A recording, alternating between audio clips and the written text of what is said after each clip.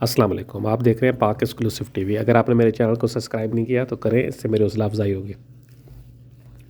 कराची के इलाके शेरशाह में आज एक नाले के ऊपर बैंक में धमाका हुआ, जिसमें अब तक 15 अफराद हलाक और 15 के करीब ही ज़ख्मी हुए। ज़राए के मुताबिक ये धमाका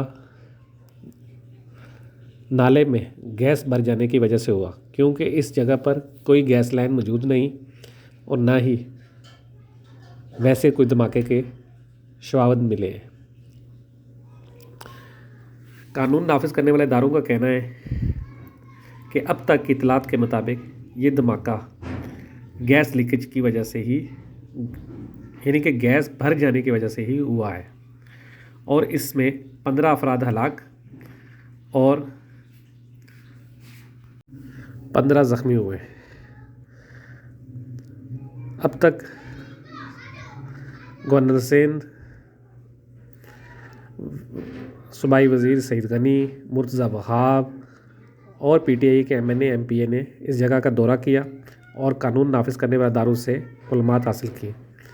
इस धमाके में PTI MNA आलमगीर खान के वालिद भी इंतकाल कर गए। सदर पाकिस्तान आरिफ अलवी, गवर्नर सिंध इमरान इस्माइल ने उनकी रिहाइश गाह पर जाकर उनसे ताज़ियत का इज़हार किया और मरहूम के लिए फातिहा ख़वानी की। आप देख रहे हैं पाक एक्सक्लूसिव टीवी।